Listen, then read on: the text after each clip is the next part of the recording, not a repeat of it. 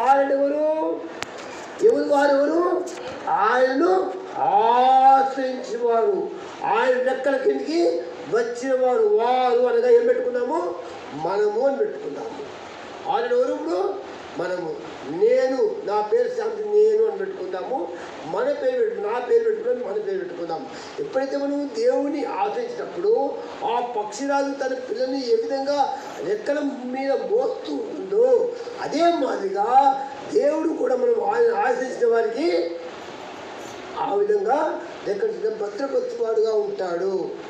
అదే అమూల్యమైన కృప మనము పొందేవారుగా ఉంటాము.